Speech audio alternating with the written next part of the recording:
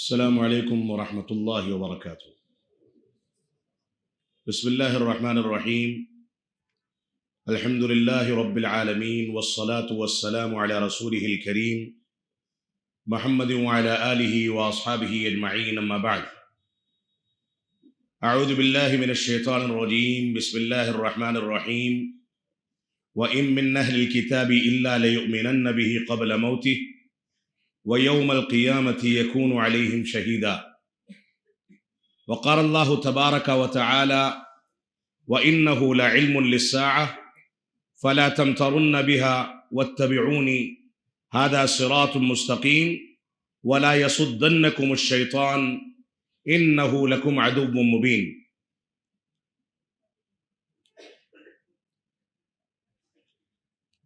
جمعیت اہل حدیث اورنگ آباد کے ذمہ داران، اورنگ آباد کی اس مبارک مسجد توحید کے ذمہ داران،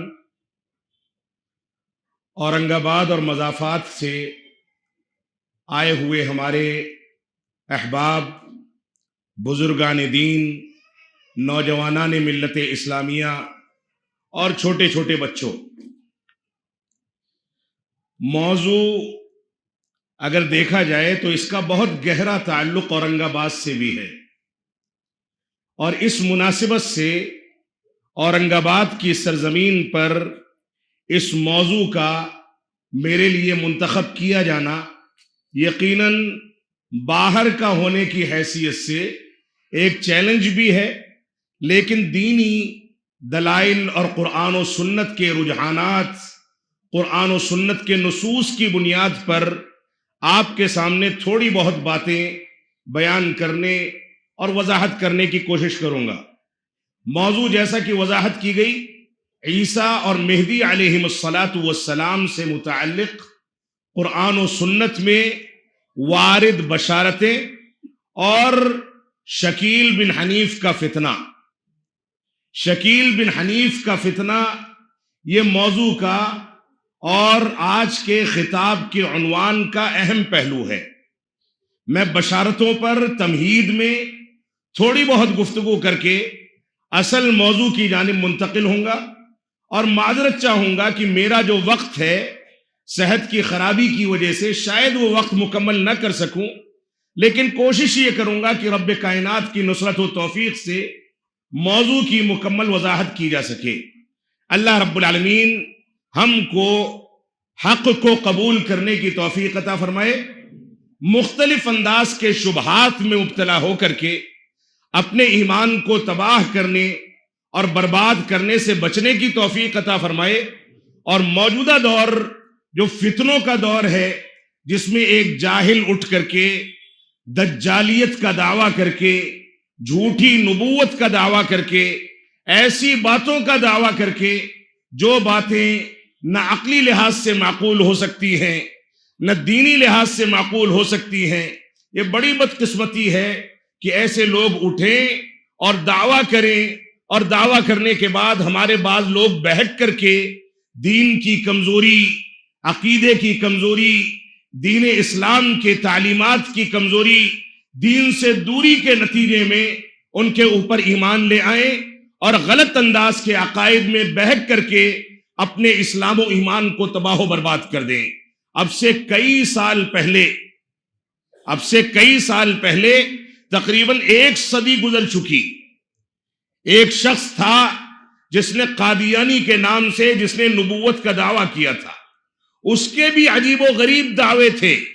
اس نے یہاں تک دعویٰ کیا کہ میں رب کائنات کی بیوی کی حیثیت سے اللہ رب العالمین سے تعلق میں آیا، اللہ رب العالمین نے نعوذ باللہ من ذالک مجھ سے ہم بستری کی، اور اس کے بعد میرے پیٹ میں حمل ٹھہرا، اور وہ حمل جب پیدا ہوا تو بذات خود میں خود پیدا ہو گیا۔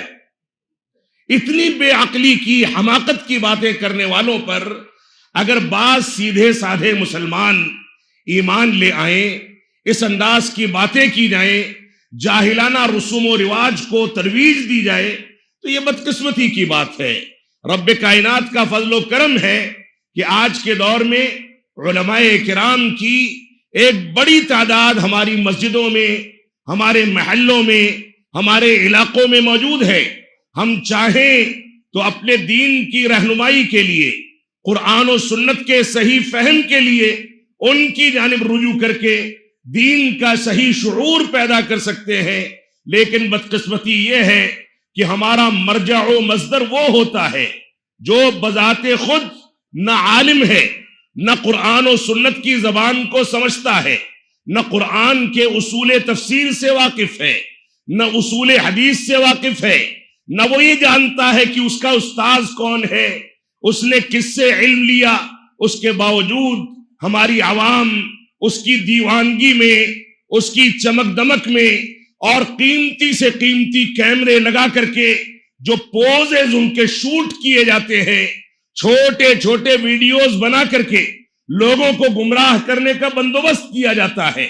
یہ صورتحال اختیار کر کے ہم نے علماء سے دوری اختیار کر لی، اپنے ایمان میں کمزوری واقع کر لی، اور دین سے دور ہونے اور دین کو حقیقی مراجع و مصادر سے اور علماء کرام سے حاصل نہ کرنے کے نتیجے میں اتنی دور کی گمراہی میں چلے جائیں کہ اس طرح کے جب فتنے آتے ہیں تو ہم سمجھ نہیں پاتے کہ اس فتنے کا پس منظر کیا ہے، اس کا مقصد کیا ہے، کون لوگ ان فتنوں کو اٹھاتے ہیں، کس طریقے سے لوگوں کو گمراہ کیا جاتا ہے، کون سے اسالیب اختیار کر کے لوگوں کو بے وقوف بنایا جاتا ہے، کون سی حماقتوں کا دعویٰ کر کے ہماری عقلوں پر پردہ ڈال دیا جاتا ہے کہ یہ تو جو بھی کہیں وہ سب کا سب صحیح ہے اور وہی در حقیقت اصل دین ہے۔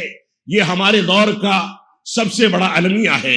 ہماری ذمہ داری یہ ہے کہ علماء سے مراجع و مصادر کی بنیاد پر، منہج سلف کی بنیاد پر، قرآنی نصوص اور احادیث صحیحہ کے نصوص کے ذریعے سے صحیح انداز سے دین کی ترجمانی حاصل کریں اور اس کے مطابق زندگی گزاریں۔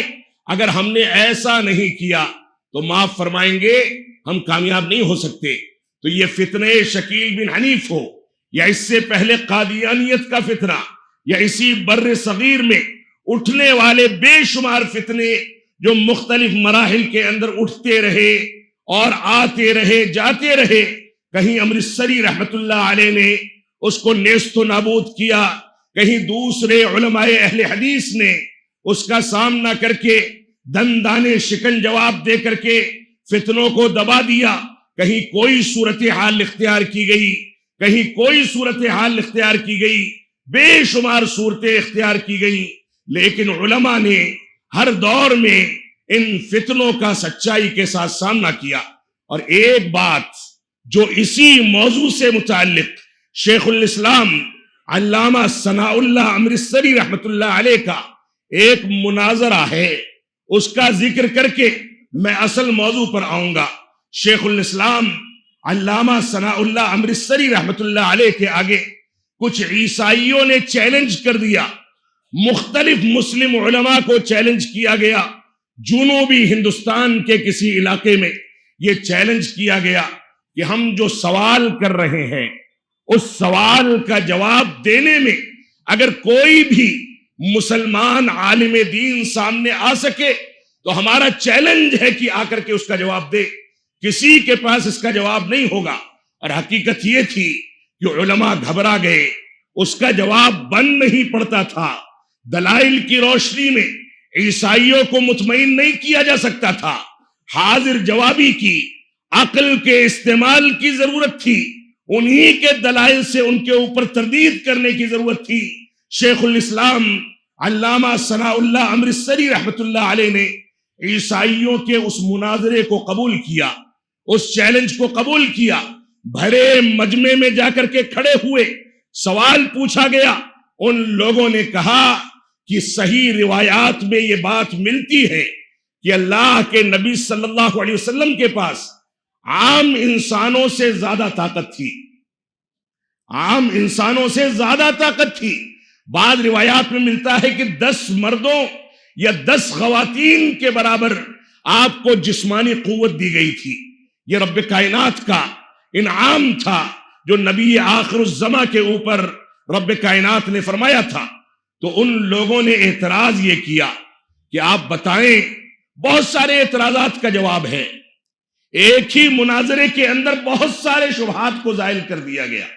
ان لوگوں نے اعتراض یہ کیا کہ آپ یہ بتائیں کہ عائشہ صدیقہ رضی اللہ تعالی عنہا جب رخصت ہو کر کے رسول اکرم صلی اللہ علیہ وسلم کے عقد میں گئی تو ایسی صورت میں ایک 9 سال کی بچی کے اندر اتنی قوت کیسے پیدا ہوئی کہ وہ 10 مردوں کی طاقت رکھنے والے محمد الرسول اللہ صلی اللہ علیہ وسلم کی طاقت کو ہم بستری کے وقت برداشت کر سکے؟ بڑا احمقانہ سوال تھا، مسلمانوں کے جذبات کے ساتھ کھلواڑ تھا، غلط انداز کی گفتگو تھی، غلط انداز کا اتہام تھا۔ تو شیخ الاسلام علامہ ثناء اللہ امرتسری رحمۃ اللہ علیہ نے فرمایا کہ ہاں، ہمارا اعتقاد ہے، ہماری احادیث میں اس بات کی صراحت ملتی ہے کہ رخصتی کے وقت اما عائشہ صدیقہ رضی اللہ تعالیٰ کی عمر 9 برس تھی، اور عربوں میں 9 برس کی بچیاں بالغ ہو جاتی ہیں، آج بھی بالغ ہو جاتی ہیں، پہلے بھی بالغ ہو جایا کرتی تھی۔ اور وہ رب کائنات جس نے اس شادی کو سازگار بنایا، جب اس کی مرضی موجود ہے تو ایسی صورت میں عمر کے فرق سے ہم کو کوئی فرق نہیں پڑتا، ہماری عقل میں آئے نہ آئے، جو چیز پاکیزہ طریقے پر دین اسلام کے اصول پر فطری طریقے پر انجام دے دی گئی، اس چیز پر ہم پورا یقین رکھتے ہیں۔ تو فرمایا کہ میں تمہارے اس سوال کا جواب تمہارے ایک عقیدے سے دینا چاہتا ہوں، میرے جواب سے پہلے میرے سوال کا جواب دو۔ فرمایا یہ بتاؤ کہ عیسیٰ علیہ السلام تمہاری نظر میں کیا ہیں؟ ان لوگوں نے کہا عیسیٰ اللہ کے بیٹے ہیں۔ فرمایا مریم کون ہے؟ فرمایا مریم عیسیٰ کی ماں ہے۔ فرمایا اللہ رب العالمین عیسیٰ کے باپ مریم علیہ السلام عیسیٰ کی ماں۔ فرمایا تمہارے اعتقاد کے مطابق مریم کی حیثیت علیہ السلام کی کیسی حیثیت ہے طاقت اور قوت کے لحاظ سے؟ فرمایا ایک انسان تھی، عام انسانوں جیسی قوت تھی، طاقت تھی۔ فرمایا تمہاری کتابوں کے مطابق یہ بتاؤ کہ اللہ رب العالمین کی طاقت کا کیا اندازہ ہے؟ اللہ رب العالمین کی طاقت کیا ہے؟ فرمایا کہ رب کائنات کی طاقت تو لامحدود ہے، اس کی طاقت کا اندازہ نہیں کیا جا سکتا۔ تو کہنے لگے جب لامحدود طاقت کو تمہارے اعتقاد کے مطابق ایک محدود طاقت والی خاتون برداشت کر سکتی ہے اور عیسیٰ علیہ السلام کی ولادت ہو سکتی ہے، تو ایک محدود طاقت کو کم طاقت والی خاتون کیوں نہیں برداشت کر سکتی؟ یہ ہے عقلی جواب اور مسکت اور بالکل خاموش کر دینے والا جواب جس کو کہا جاتا ہے۔ تو عیسائیت میں اس انداز کے فتنے ہمیشہ اٹھتے رہے، اور عیسائیت کے نام پر اس انداز کے فتنے مسلمانوں کے درمیان بھی ہمیشہ اٹھتے رہے، جن فتنوں میں سے ایک فتنہ مرزا غلام احمد قادیانی کا فتنہ تھا۔ اس نے پہلے عیسیٰ مسیح ہونے کا دعویٰ کیا، مہدی ہونے کا دعویٰ کیا، کرشنا ہونے کا دعویٰ کیا، ہندوؤں کے بھگوان ہونے کا دعویٰ کیا، اور اخیر میں یہ دعویٰ کیا کہ میں نبی ہوں اور اللہ رب العالمین نے مجھ کو مبعوث فرمایا ہے۔ شیخ الاسلام علامہ ثناء اللہ امرتسری رحمۃ اللہ علیہ کے مباہلے کے نتیجے میں حیضہ کی بیماری میں مبتلا ہو کر کے وہ بیت الخلا میں فوت ہو گیا، اور آج بھی ہندوستان کے اور پاکستان کے اکثر بہت سارے علاقوں میں بیت الخلا کو اسی وجہ سے قادیان کہا جاتا ہے۔ بیت الخلا کو قادیان کہا جاتا ہے تاکہ وہ تاریخ یاد رکھی جا سکے کہ اسلام کے اور جماعت اہل حدیث کے ایک ترجمان نے، ایک جیالے نے، ایک مناظرہ کرنے والے ماہر نے، ایک رب کائنات کے معمولی لیکن رب کائنات کی توفیق سے دین اسلام کا دفاع کرنے والی شخصیت نے اس قادیانی کو اپنے مباہلے کے نتیجے میں یہاں تک پہنچایا کہ ایک موذی مرض میں مبتلا ہو کر کے بیت الخلا میں فوت ہو جائے اور اس کے متبعین کو پتہ ہی نہ چلے کہ کب مر گیا اور کب ختم ہو گیا. یہ صورتحال تھی. تو عیسائیت کے نام پر یہ فتنے مختلف ادوار میں اٹھتے رہے ہیں، لیکن ہماری یہ ذمہ داری ہے کہ ہم فتنوں سے اپنے آپ کو محفوظ کرنے کے لیے، جیسا کہ آج دن کے پروگرام میں علماء اور ائمہ کے ساتھ جب بیٹھے تو اس میں اس بات کا ذکر آیا کہ فتنوں سے بچنے کے لیے 2 مضبوط حربے ہیں جن کو انسان اگر اختیار کرے گا تو شیخ الاسلام علامہ ابن تیمیہ رحمت اللہ علیہ کے بقول وہ اپنے آپ کو فتنوں سے محفوظ رکھ سکے گا. ایک تو اس کے اندر علم کی کمزوری نہیں ہونی چاہیے. علمی لحاظ سے انسان جتنا کمزور ہوگا فتنے اس کو اتنا زیادہ دبوچ کر کے گمراہ کرتے چلے جائیں گے. دوسری چیز، صبر و تحمل کی صفت میں کوئی کمی نہیں ہونی چاہیے. کوئی کتنے بھی آپ کو اذیت پہنچا دے، کتنا بھی زد و کوب کرے، کتنا بھی اتہامات لگائے، کتنی بھی گالیاں دے، کتنا بھی لڑائی جھگڑا کرے، ہر صورت میں اگر آپ علم کی بنیاد پر حق پر قائم ہیں تو صبر و تحمل سے کام لیں. جاہل جب آئے گا تو وَإِذَا خَاطَبَهُمُ الْجَاهِلُونَ قَالُوا سَلَامَ کے تحت ہم دور سے اس کو کنارے کر دیں گے. ہمیں نہ اس سے مجادلہ کرنا ہے، نہ اس سے مباحثہ کرنا ہے، نہ اس سے الجھنا ہے، نہ اس کے ساتھ بیٹھنا ہے، نہ اس سے صحبت اختیار کرنی ہے، نہ اس سے الفت و محبت کا اظہار کرنا ہے. یہ ہماری ذمہ داری ہے کہ ہم صبر و تحمل کی صفت سے متصف ہوں اور علم میں علماء کے ساتھ جڑ کر کے گہرائی پیدا کرے. تو ایسی صورت میں ہر فتنے سے رب کائنات ہم کو محفوظ کر دے گا، جیسا کہ شیخ الاسلام علامہ ابن تیمیہ رحمت اللہ علیہ نے ذکر کیا ہے. اب میں نے آپ کے سامنے سورہ نساء کی آیت نمبر 159 اور سورہ زخرف کی آیت نمبر 61 2 آیتوں کی تلاوت کی ہے، جن دونوں آیتوں میں اللہ رب العالمین نے عیسیٰ علیہ السلام کا تذکرہ فرمایا. فرمایا وَإِن مِّنْ أَهْلِ الْكِتَابِ إِلَّا لَيُؤْمِنَنَّ بِهِ قَبْلَ مَوْتِهِ وَيَوْمَ الْقِيَامَةِ يَكُونُ عَلَيْهِمْ شَهِيدًا. سورہ نساء میں رب کائنات ارشاد فرماتا ہے کہ اہل کتاب میں ایسے لوگ ہوں گے جو عیسیٰ علیہ السلام کی وفات سے پہلے ان کے اوپر ایمان لے آئیں گے. وَيَوْمَ الْقِيَامَةِ يَكُونُ عَلَيْهِمْ شَهِيدًا، اور قیامت کے دن عیسیٰ علیہ السلام ان کے گواہ بنیں گے، ان کے اوپر گواہ بنیں گے. لیکن یہ ایمان قابل اعتماد نہیں ہوگا، کیونکہ عیسیٰ علیہ السلام کا نزول جب ہوگا تو آپ اپنی شریعت لے کر کے نازل نہیں ہوں گے، بلکہ رسول اکرم صلی اللہ علیہ وسلم کی شریعت لے کر کے نازل ہوں گے.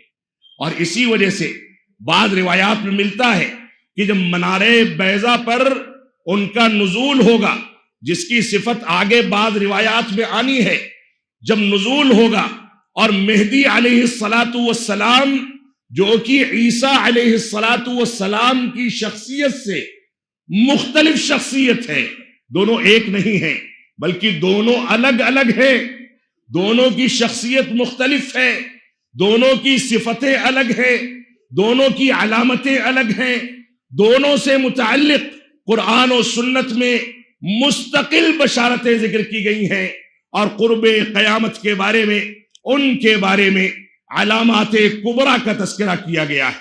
تو عیسیٰ علیہ السلام جب نازل ہوں گے اور مہدی علیہ السلام مصلی پر بڑھ چکے ہوں گے تو مہدی علیہ السلام ان سے کہیں گے کہ آپ تشریف لائیں، امامت فرمائیں. تو وہ کہیں گے کہ نہیں، تم بڑھو، امامت کرو، طریقے محمدی پر نماز پڑھاؤ، رسول اکرم صلی اللہ علیہ وسلم کے طریقے پر لوگوں کی امامت کرو.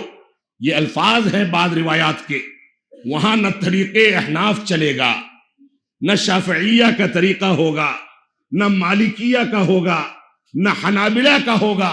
وہاں وہی طریقہ ہوگا جس کو آخری طریقہ 1400 साल पहले अल यौमा अकमलतु लकुम दीनकुम व अतममतु अलैकुम निअमती व रदीतु लकुमुल इस्लाम दीना, इस आयत करीमा के नुजूल के साथ जिसको आखिरी और हतमी तरीका करार दे दिया गया, कयामत तक उसी के जरिए हिदायत पाने वाला आखिरत में कामयाब होगा, और उससे हट जाने वाला जितना हटेगा उतनी गुमराही पर चलता चला जाएगा और गुमराह और तबाह होता चला जाएगा। तो अल्लाह के नबी सल्लल्लाहु अलैहि वसल्लम के तरीके पर नमाज पढ़ाने का हुक्म देंगे कि तुम इमामत करो, और तरीके रसूल यानी तरीके मोहम्मदी पर इबादत की इमामत कराओ। उसके बाद दूसरी आयत जो मैंने आपके सामने पेश की है, उसमें बल्कि इस आयत करीमा में अगर मुफस्सिरीन की तफसीर में आप जाएंगे तो यहां पर 2 सेगे इस्तेमाल किए गए हैं, इल्ला लयुमिनन्न बिही क़ब्ला मौतिही, बिही का सेगा और क़ब्ला मौतिही का सेगा, इन दोनों के बारे में मुफस्सिरीन का इत्तेफाक है कि ये दोनों के दोनों सेगे, दोनों ज़माइर ईसा अलैहिस्सलातु वस्सलाम की जानिब लौटते हैं। और दूसरी आयत करीमा में अल्लाह रब्बुल आलमीन ने फरमाया व इन्नहु लइल्मुन लिस्साअ फला तमतरुन्न बिहा, ईसा अलैहिस्सलातु वस्सलाम बिला शुबहा कयामत की निशानियों में से एक निशानी है। इसमें कोई शको शुबहे की गुंजाइश नहीं है कि ईसा अलैहिस्सलातु वस्सलाम कयामत की बड़ी अलामतों में से एक अलामत है। कुर्बे कयामत में उनका नुजूल होगा। अल्लाह रब्बुल आलमीन ने उनको मौत नहीं दी थी, ऐसे ही आसमान पर उठा लिया था, नाजिल होंगे, अपने मिशन की तकमील करेंगे, उसके बाद उनकी वफात होगी और मेहदी अलैहिस्सलातु वस्सलाम उनका जनाजा पढ़ाएंगे। ये बाद रिवायात से इसका भी सबूत मिलता है। तो फरमाया व इन्नहु लइल्मुन लिस्साअ, ईसा अलैहिस्सलातु वस्सलाम बिला शुबहा कयामत की एक अलामत है। फला तमतरुन्न बिहा, ए लोगों उसके बारे में शुबहात में न पड़ जाना। कोई शख्स ये दावा करे कि मैं ईसा भी हूं, मेहदी भी हूं, और हदीस में बयान करदा कोई भी अलामत उसके अंदर मौजूद ना हो, फासिक व फाजिर है, लोगों के साथ लड़ाई झगड़ा करता है, जदोकोब करता है, लोगों का सामना करने से डरता है, ऐसी अलामतें हैं जो अलामतें जाहिलों के यहां और कुफ्फारो मुशरिकीन के यहां पाई जाती थी, उसके बावजूद उसको ईसा और मेहदी कहा जाए, ये जहालत की इंतहा है। तो फरमाया ईसा अलैहिस्सलातु वस्सलाम का नुज़ूल ये क़यामत की बड़ी अलामतों में से एक अलामत है। इसके बारे में शको शुबहे में ना पड़ जाओ और मेरी इत्तिबा करो। हादा सिरातुम मुस्तकीम, ये बिल्कुल सीधा रास्ता है। वला यसुद्दन्नकुमुश शैतान, देखिए कुरान मजीद की ताबीर को देखें। कुरान मजीद कैसे एक जानिब एक चीज की खबर दे रहा है और दूसरी जानिब उन तमाम के तमाम खदशात को बाकायदा तरदीद करके उनको मलियामेट कर रहा है जो खदशात आगे आने वाले दौर में पैदा हो सकते हैं। फरमाया वला यसुद्दन्नकुमुश शैतान, शैतान तुमको इन चीजों से रोक ना पाए, इन नकायद पर यकीन करने से रोक ना पाए। इन्नहु लकुम अदुव्वुम मुबीन, ये शैतान तुम्हारा खुला दुश्मन है। ईसा अलैहिस्सलातु वस्सलाम का नुज़ूल कयामत की अलामतों में से, और रब्बे कायनात ने वार्निंग दे दी कि ईसा अलैहिस्सलातु वस्सलाम के बारे में कोई इस तरह का दावा करे तो शैतान के बहकावे में आकर के, जो शैतान तुम्हारा खुला दुश्मन है, उसके बहकावे में आकर के अपने अकीदे और अपने मनहज को तबाह मत करना, अपने ईमान को ज़ाये न करना। यहां शैतान रजीम से दूर रहने का रब्बे कायनात ने हुक्म दे दिया। इसी तरीके से ईसा और मेहदी अलैहिस्सलातु वस्सलाम के बारे में जो बशारतें सही हदीस के अंदर वारिद हुई हैं, जिन हदीस की तादाद तकरीबन 40 के करीब है, तकरीबन 40 के करीब है, جن میں سے بہت ساری حدیثیں ایسی ہیں جو صحیح بخاری اور صحیح مسلم کی شرط پر صحیح ہیں، ورنہ عام طور سے سندن ساری روایتیں صحیح ہیں جو 35-40 کے قریب ہیں، ان کے اندر مختلف انداز کی علامتوں کا، مختلف انداز کی بشارتوں کا تذکرہ کیا گیا۔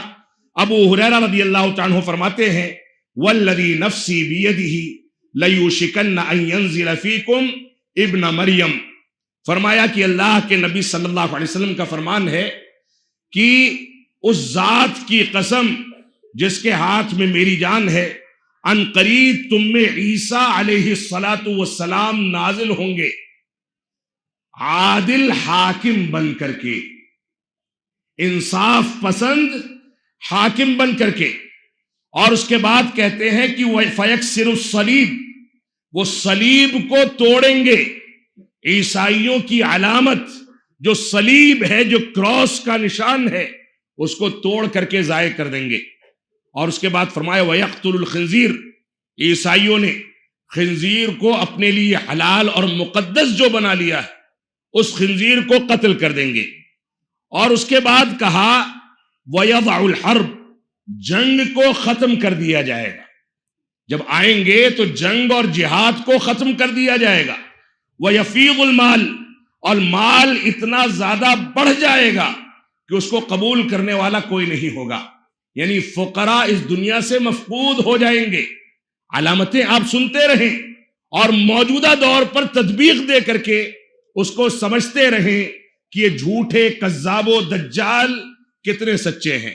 اس کے بعد فرمایا کہ مال اتنا زیادہ بڑھ جائے گا کہ کوئی قبول کرنے والا نہیں ہوگا، حتی تکون السجدہ الواحدہ خیرا من الدنیا وما فیہا، وہ دور ایسا دور ہوگا، اتنا زیادہ فتنے ہوں گے کہ ایک سجدہ کر لینا دنیا وما فیہا سے کہیں زیادہ بہتر ہوگا۔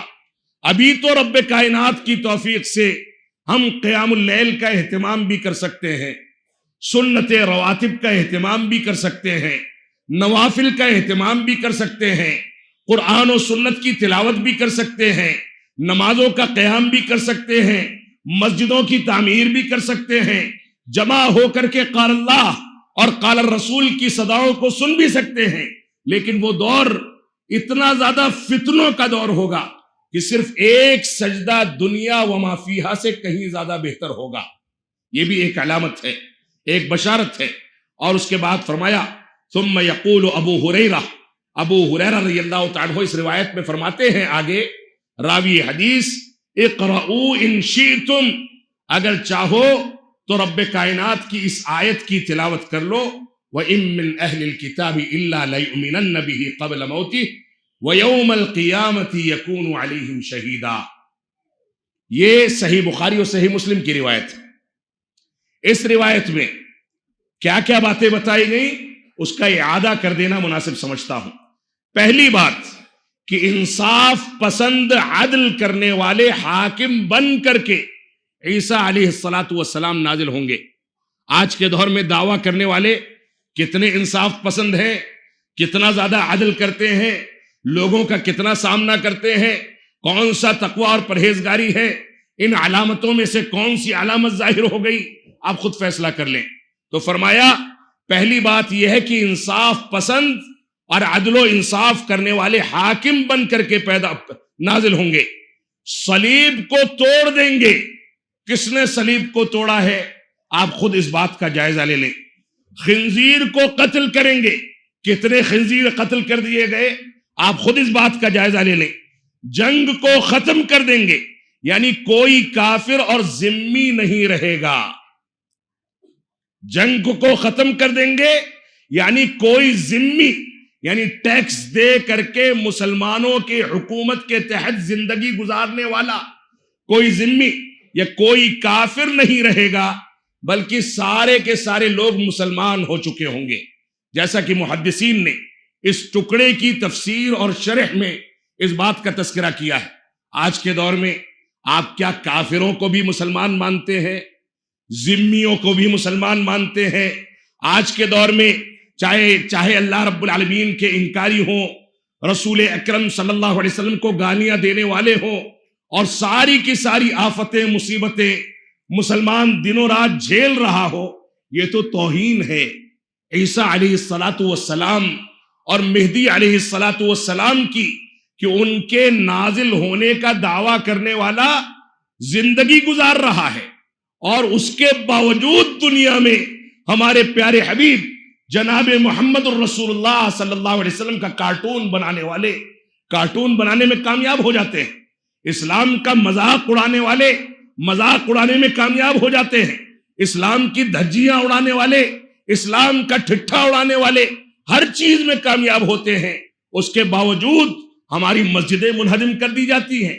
یہ توہین ہے عیسیٰ علیہ الصلاۃ والسلام کی، اور یہ توہین ہے مہدی علیہ الصلاۃ والسلام کی۔ اس طرح کی دعوے داری کرنا، ان مظالم کا موجود ہونا، اس طرح کے اتار چڑھاؤ کا دنیا کے اندر وجود میں آتے رہنا، یہ اس بات کی دلیل ہے کہ یہ بذات خود جھوٹا، کذاب اور دجال ہے۔ تو فرمایا جنگ کو ختم کر دیں گے، یعنی کوئی ذمی اور کوئی کافر باقی نہیں بچے گا، بلکہ سارے لوگ اسلام لے آئے ہوں گے، مسلمان ہو گئے ہوں گے۔ اور اسی طریقے سے ایک علامت بتائی گئی کہ ایک سجدہ کرنا دنیا کی تمام نعمتوں اور دنیا سے بہتر ہوگا، یعنی سجدے کی لذت میں خشوع و خضوع اتنا زیادہ ہوگا کہ انسان جب سجدہ کر لے گا تو یہ محسوس کرے گا کہ ساری نعمتیں مجھ کو مل گئیں۔ آپ کتنے سجدے کرتے ہیں دن بھر میں، 5 وقتہ نمازوں میں کتنی لذت محسوس کرتے ہیں؟ آپ کے سجدے کتنے طویل ہوتے ہیں؟ کتنے ایسے مسلمان ہیں جن کو سجدوں میں زار و قطار رونا آتا ہے، اپنے گناہوں سے توبہ کرتے ہیں؟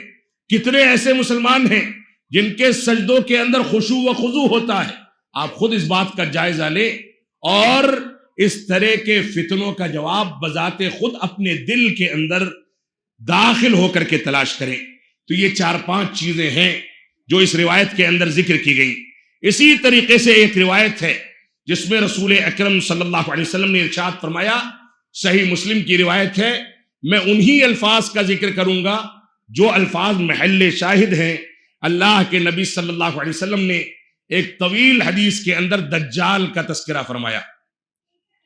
جو لوگ عیسیٰ اور مہدی کا دعویٰ کرتے ہیں یہ دجال صفت کے لحاظ سے تو ہو سکتے ہیں، لیکن عیسیٰ اور مہدی نہیں ہو سکتے۔ ان کی دجالیت، جھوٹا پن، کذابیت، دین اسلام کا کھلواڑ، عیسیٰ اور مہدی کا مذاق اور ان لوگوں کی توہین اس بات کی دلیل ہے کہ یہ دجالیت کی صفتوں کو اپنانے والے لوگ ہیں۔ ایسے لوگ ہیں جن کو 1 منٹ کے لیے بھی اس دنیا کے اندر اپنے افکار کی ترویج کا حق حاصل نہیں ہے۔ تو اللہ کے نبی صلی اللہ علیہ وسلم نے صحیح مسلم کی اس روایت کے اندر دجال کا تذکرہ فرمایا، اور اس کے بعد فرمایا، یہاں تک پہنچے آپ، فرمایا فَبَيْنَمَا هُوَ كَذَلِكَ، یہ ایسے ہی یہ علامتیں ظاہر ہوں گی، اذ بعث اللہ المسیح ابن مریم، یہاں تک کہ اللہ رب العالمین عیسیٰ ابن مریم علیہ السلام کو بھیجے گا، نازل فرمائے گا، عند المنارۃ البیضاء شرقی دمشق، فرمایا دمشق جو ملک ہے اس کے ایک مشرقی جہت میں واقع ایک مسجد کے سفید مینار پر نازل فرمائے گا، ایک مسجد کے سفید مینار پر نازل فرمائے گا، بین محرودتین واضعا کفیہ علی اجنحۃ ملکین، اور عیسیٰ علیہ السلام کیسے نازل ہوں گے؟ فرمایا کہ اپنے دونوں کندھوں کو 2 فرشتوں کے سہارے لے کر کے نازل ہوں گے، 2 فرشتے ہوں گے، ان کا سہارا لے کر کے نازل ہوں گے۔ جب اپنے سر کو نیچے کریں گے تب، اور جب سر کو اوپر کریں گے تب، سر سے، سر کے بالوں سے ایسے ہی پسینہ جھڑے گا جیسے موتیاں برس رہی ہوں۔ یہ ایک علامت ہے۔ یہ کون سے منارے بیضا پر نازل ہوا ہے؟ جو دعویٰ کیا ہے دہلی کی لکشمی نگر کے اپنے علاقوں کے بعض مزدوروں کے درمیان بیٹھ کر کے اور وہاں کا دعویٰ کہ وہاں ایک مسجد کا مینار جو ہے سفید رنگ کا ہے، یہاں دمشق کہا جا رہا ہے، میں حکومت سے گزارش کروں گا کہ دہلی کا نام بدل کر کے دمشق رکھ دیا جائے، نعوذ باللہ من ذالک۔ یہ جھوٹا دعویٰ ہے۔ تو فرمایا کہ دمشق کے منارے پر جو کہ سفید منارہ ہوگا اس پر نازل ہوں گے، دو فرشتوں کا سہارا لے کر کے نازل ہوں گے، سر کو نیچے کریں گے، اوپر کریں گے تو پسینہ موتیوں کے مانند جھڑے گا۔ اس روایت میں جن چیزوں کا ذکر کر دیا گیا اس کی بھی تفصیل میں بیان کر دوں۔ پہلی بات کہ دمشق کی جامع مسجد کے مشرقی مینارے پر، یعنی مسجد کا جو مشرقی مینارہ ہوگا اس پر اتریں گے، ایک علامت۔ دوسری بات بتائی گئی کہ اپنے دونوں ہاتھوں کو فرشتوں کے کندھوں پر رکھ کر کے نازل ہوں گے۔ یہ کون سے کذابوں کے کندھے پر رکھ کر کے نازل ہوا ہے، کون سے دجالوں کے کندھوں پر رکھ کر کے نازل ہوا ہے، یہ جواب وہی دے گا۔ کون سا فرشتہ آیا، کون سے موتیوں کے مانند پسینہ اس کے بال سے جھڑا، یہ ساری کی ساری جھوٹی اور لوگوں کو گمراہ کرنے والی باتیں ہیں۔ تو اپنے دونوں ہاتھوں کو فرشتوں کے کندھے پر رکھے ہوئے ہوں گے۔ تیسری علامت بتائی گئی کہ جب سر کو جھکائیں گے تو بوندیں ٹپکیں گی، اور جب سر کو اٹھائیں گے تو ایسی صورت میں موتی کے مانند قطرے نکلیں گے۔ یہ چند علامتیں اس روایت کے اندر رسول اکرم صلی اللہ علیہ وسلم نے ذکر فرمائی ہیں، جو صحیح مسلم کی روایت ہے، جو اصح الکتب بعد کتاب اللہ، یعنی صحیح بخاری کے بعد سب سے زیادہ عظیم ترین اور سب سے زیادہ صحیح ترین کتاب ہے، جس کی روایتوں پر کسی انداز کا شبہ کرنے کی گنجائش موجود نہیں ہے۔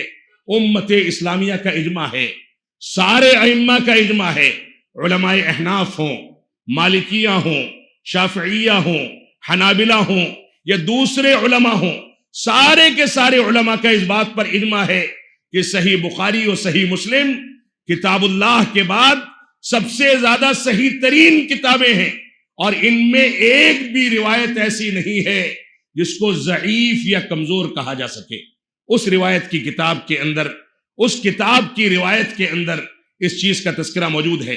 مہدی علیہ السلام کے اوصاف، یہ عیسیٰ علیہ السلام کے بارے میں بشارتیں تھیں جو مستقل بشارتیں ہیں۔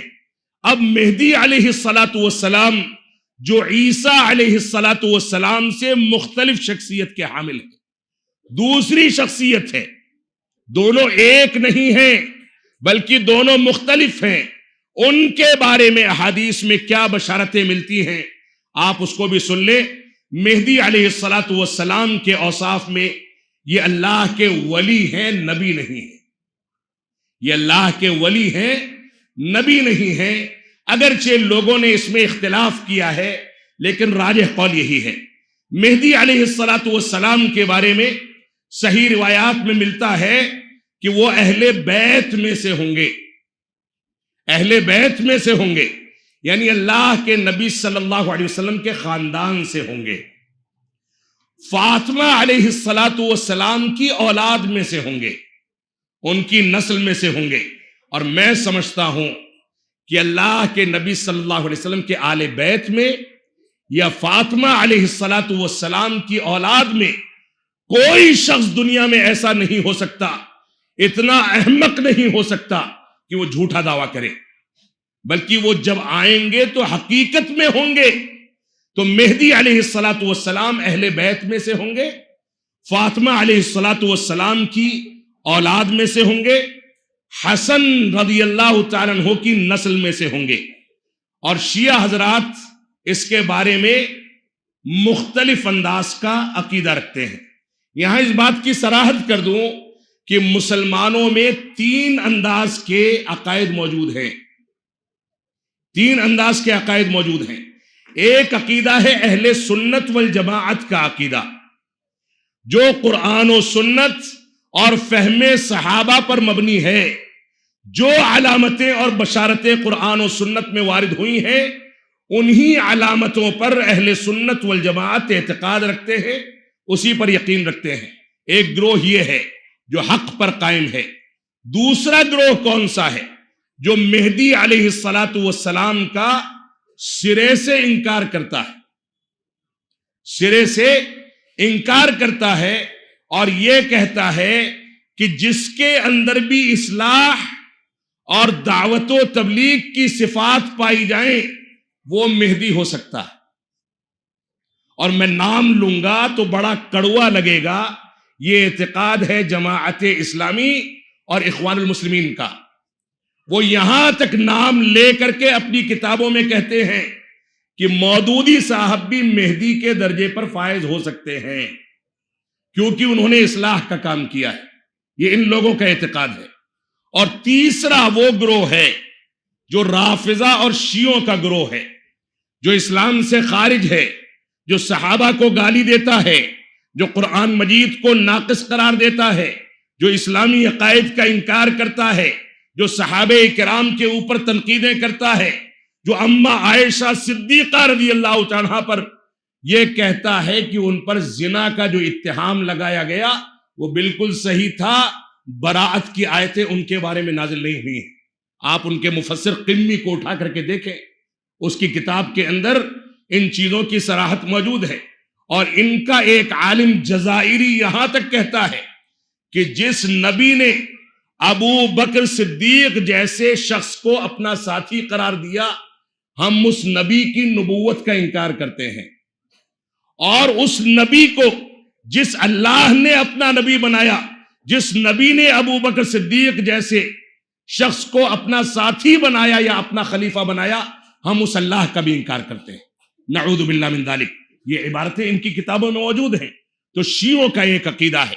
یہ تین انداز کے عقائد ہیں جن کو ہم سامنے رکھیں تاکہ موضوع ہمارے سامنے واضح ہو سکے۔ تو مہدی علیہ الصلاۃ والسلام کے جو اوصاف یا بشارتیں ملتی ہیں صحیح احادیث میں، پہلی بات یہ کہ وہ اہل بیت میں سے ہوں گے، فاطمہ رضی اللہ عنہا کی اولاد میں سے ہوں گے، اور حسن رضی اللہ عنہ کی نسل میں سے ہوں گے۔ یہ تین طرح کی باتیں یہاں موجود ہیں۔ علامہ ابن القیم رحمۃ اللہ علیہ فرماتے ہیں، کہتے ہیں کہ کیونکہ حسن رضی اللہ تعالیٰ عنہ نے خلافت سے دستبرداری اختیار کر کے مسلمانوں کے دو گروہوں میں آپس میں صلح کرائی تھی، اس وجہ سے اللہ رب العالمین نے مہدی علیہ الصلاۃ والسلام کے ذریعے ان کی اولاد میں خلافت کو مقدر کر دیا۔ یعنی مہدی علیہ الصلاۃ والسلام ان کی نسل سے آئیں گے تاکہ خلافت کی دستبرداری جو 1400 برس پہلے کی گئی اس کا انعام رب کائنات مہدی علیہ الصلاۃ والسلام کی شکل میں قرب قیامت میں مسلمانوں کو دے سکے۔ یہ علامہ ابن القیم رحمۃ اللہ علیہ کا موقف ہے۔ اسی طریقے سے مہدی علیہ الصلاۃ والسلام کے بارے میں جو بشارتیں ملتی ہیں کہ ان کا نام رسول اکرم صلی اللہ علیہ وسلم کے نام پر ہوگا، ان کے والد کا نام رسول اکرم صلی اللہ علیہ وسلم کے والد کے نام پر ہوگا، یعنی مہدی علیہ الصلاۃ والسلام محمد بن عبداللہ کے نام سے موسوم ہوں گے۔ ایک بات جو رہ گئی وہ رافضہ کا جو عقیدہ ہے مہدی علیہ الصلاۃ والسلام کے بارے میں، وہ 12 اماموں کا اعتقاد رکھتے ہیں، 12 جس کو کہا جاتا ہے۔ وہ مہدی منتظر کا عقیدہ رکھتے ہیں کہ ہم دنیا میں خلافت یا حکومت قائم کرنے کے حقدار نہیں ہیں، بلکہ ہم انتظار کر رہے ہیں 12ویں امام مہدی علیہ الصلاۃ والسلام کا، جو ان کے بقول انہی میں سے ہوگا۔ اس کی علامت محمد بن عبداللہ کی شکل میں ماننے سے وہ انکار کرتے ہیں، تو ان کا اعتقاد یہ ہے کہ وہ کہیں غائب ہو گئے ہیں، اور قرب قیامت میں وہ آئیں گے اور اس کے بعد حکومت قائم کریں گے، مدینہ منورہ جا کر کے رسول اکرم صلی اللہ علیہ وسلم کی قبر مبارک کے بغل میں ابو بکر و عمر رضی اللہ عنہما کی قبر سے ان دونوں کو اٹھائیں گے اور ان کو کوڑے کی سزا لگائیں گے۔ یہ شیعوں کا اعتقاد ہے، نعوذ باللہ من ذالک۔ اس انداز کے اعتقادات کو لے کر کے یہ مہدی علیہ الصلاۃ والسلام کے بارے میں غلط عقائد کی نشو و اشاعت کرتے ہیں۔ تو ان کا نام رسول اکرم صلی اللہ علیہ وسلم کے نام پر ان کے والد کا نام عبداللہ یعنی ان کا نام محمد بن عبداللہ ہوگا۔ اسی طریقے سے ایک علامت یہ ہے کہ آخری زمانے میں دنیا کے اندر آئیں گے۔ آخری زمانہ یعنی جب بڑی علامتیں ظاہر ہونے لگیں گی تب دنیا کے اندر پیدا ہوں گے، اس سے پہلے پیدا نہیں ہوں گے۔ چوتھی بات یہ ہے جو صحیح حدیث میں ملتی ہے کہ 7 سال تک یہ حکومت کریں گے اور دنیا سے ظلم و جور کو ختم کر دیں گے۔ دنیا سے ظلم و جور کو ختم کر دیں گے، انصاف عام ہو جائے گا اور دنیا کے اندر سے ظلم و جور ختم ہو جائے گا۔ 5ویں علامت اور صفت فرمایا اجل الجبہتی واقن الانفی، فرمایا ان کی ایک علامت یہ ہوگی کہ کشادہ پیشانی والے اور لمبی ناک والے ہوں گے۔ کوئی پلاسٹک سرجری کر کے ناک کو لمبی کرانا چاہے اس علامت سے مطابقت اختیار کرنے کے لیے تو جائے کسی اسپتال میں خرچ کرے۔ لمبی ناک ان کی ایک علامت ہے اور چوڑی پیشانی یہ بھی ان کی ایک علامت ہے جو پلاسٹک سرجری سے بھی نہیں ہو سکتی۔ پیشانی تو قدرتی طور پر چوڑی ہوتی ہے۔ اللہ رب العالمین ہم کو حق سمجھنے کی توفیق عطا فرمائے۔ 6ٹھی علامت یہ ہے کہ دجال اور عیسیٰ علیہ السلام سے پہلے ان کا ظہور ہوگا۔ دجال اور عیسیٰ علیہ السلام سے پہلے ان کا ظہور ہوگا۔ 7ویں علامت جو صحیح حدیث میں ملتی ہے کہ عیسیٰ علیہ السلام ان کی امامت میں صلاۃ ادا کریں گے، نماز ادا کریں گے۔ سب مسلمان ہو چکے ہوں گے اور کوئی کافر نہیں بچے گا۔ خراسان کی جانب سے سیاہ اور کالے جھنڈوں کے ایک قافلے کے ساتھ یہ ظاہر ہوں گے اور دنیا میں انصاف قائم کریں گے۔ مرفوع اور صریح روایات کے اندر صحابہ کرام نے اور روات نے اس کا تذکرہ کیا ہے، جن روایتوں کی تعداد 8 سے متجاوز ہے۔ آثار صحابہ میں 11 روایتوں صحیح روایتوں کے اندر اس کا تذکرہ ملتا ہے۔ غیر صریح حدیث جو ہیں ان میں 22 حدیث میں اس کی جانب اشارات ملتے ہیں۔ اتنے سارے دلائل کے بعد بھی انسان غلط انداز کا دعویٰ کرے یا ان چیزوں کا انکار کرے، اس چیز کی گنجائش موجود نہیں ہے۔ آپ ابو داؤد اٹھا کر کے دیکھ لیں، ترمذی دیکھ لیں، صحیح ابن خزیمہ دیکھ لیں، صحیح ابن حبان دیکھ لیں، مصنف ابن عبد الرزاق دیکھ لیں، مصنف ابن ابی شیبہ دیکھ لیں۔ ان ساری روایتوں کے اندر، کتابوں کے اندر یہ علامتیں جو میں نے ذکر کی ہیں ان کی الگ الگ علامت کا الگ الگ حوالہ میں نے نہیں دیا، کیونکہ یہ ساری کتابوں کا مجموعہ ہے۔ ان کتابوں کے اندر یہ بشارتیں اور یہ علامتیں موجود ہیں۔ علامہ ابن حبان رحمت اللہ علیہ فرماتے ہیں کہ مہدی رکن یمانی اور مقام ابراہیم کے درمیان لوگوں سے بیعت کریں گے۔ رکن یمانی اور مقام ابراہیم کے درمیان یعنی خانہ کعبہ کے صحن میں لوگوں سے بیعت کریں گے۔ ایک علامت یہ بھی ہے، اور میں چیلنج کرتا ہوں اس کذاب و دجال کو کہ مکہ مکرمہ یا مکہ مکرمہ تو دور کی بات، سعودی عرب کی سرزمین پر 1 انچ بھی داخل ہو کر کے دکھا دے، اسلامی حکم کی تنفیذ کر کے اس کا وہی انجام ہوگا جو ایسے کذاب و دجال کا ہونا چاہیے۔ اللہ رب العالمین ہم کو صحیح شعور عطا فرمائے۔ مہدی اور عیسیٰ علیہ السلام یہ الگ الگ ہیں۔ جیسا کہ میں نے پہلے بتایا، عیسیٰ علیہ السلام اللہ کے نبی اور مہدی اللہ کے ولی ہیں۔ عیسیٰ بغیر باپ کے پیدا ہوئے، یہ جو ہے پتہ نہیں کس باپ سے پیدا ہوا تھا کہ اتنا خبیث عمل کر کے دنیا کو گمراہ کرتا ہے۔ عیسیٰ علیہ السلام بغیر باپ کے پیدا ہوئے اور مریم علیہ السلام کے بطن سے پیدا ہوئے، جبکہ مہدی علیہ السلام کے والد کا نام عبداللہ ہوگا۔ مہدی علیہ السلام کا ظہور پہلے ہوگا، عیسیٰ علیہ السلام کا ظہور بعد میں ہوگا۔ علی رضی اللہ تعالیٰ فرماتے ہیں کہ مہدی مدینہ میں پیدا ہوں گے، مہدی مدینہ میں پیدا ہوں گے اور بیت المقدس کی جانب ہجرت کریں گے اور عیسیٰ علیہ السلام کی صلاۃ جنازہ پڑھائیں گے. ان کی وفات ہوگی تو جنازہ پڑھانے کی ذمہ داری مہدی علیہ السلام اٹھائیں گے. اور امام مہدی دمشق کی مسجد میں مصلی پر بڑھیں گے، تب عیسیٰ علیہ السلام اس کے مشرقی منارے بیضاء پر نازل ہوں گے، اور اس کے بعد وہ ان کی امامت میں نماز ادا کریں گے. آپ ایک حوالہ اور دیکھ لیں، انجیل متی کا، عیسائیوں کی کتاب انجیل متی کا ایک حوالہ 24ویں درس کے اندر وہ کہتے ہیں کہ عیسیٰ علیہ السلام نے فرمایا کوئی تم کو گمراہ نہ کر دے. بہت سارے لوگ میرے نام سے موسوم ہو کر کے آئیں گے، یہ دعویٰ کریں گے کہ میں عیسیٰ ہوں اور کہیں گے کہ میں مسیح ہوں، اور بہت سارے لوگوں کو گمراہ کریں گے. کوئی اس سے دھوکے میں نہ پڑے.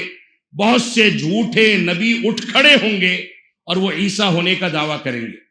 یہ انجیل متی کے 24ویں درس اور باب کے اندر یہ عبارت موجود ہے. اب عیسائیوں کے عقیدے کے مطابق بھی اور مسلمانوں کے عقیدے کے مطابق بھی یہ جھوٹا اور کذاب ہے. اللہ رب العالمین ایسے شخص سے ہم کو نجات عطا فرمائے. یہ دعویٰ مرزا غلام احمد قادیانی نے بھی کیا تھا، جیسا کہ میں نے آپ کو بتایا میں مہدی ہوں. پہلے کیا کہا؟ میں مہدی ہوں. اس کے بعد کہا میں عیسیٰ بھی ہوں. پھر اس کے بعد دعویٰ کیا کہ میں کرشن مہاجن ہوں، ہندوؤں کا بھگوان ہوں، تاکہ ہندوؤں کے مال کو بھی سمیٹ سکے. پھر اس کے بعد دعویٰ کیا کہ میں آریوں کا، جو آریہ ہوتے ہیں ہندو قوم کا ایک طبقہ ہے، کہا کہ میں آریوں کا بادشاہ ہوں. اس کے بعد یہ دعویٰ کیا کہ میں حجر اسود ہوں. پھر یہ دعویٰ کیا کہ میں بیت اللہ بھی ہوں، خانہ کعبہ بھی ہوں. اس کے بعد دعویٰ کیا کہ میں حاملہ بھی ہوں اور میں مولود بھی ہوں.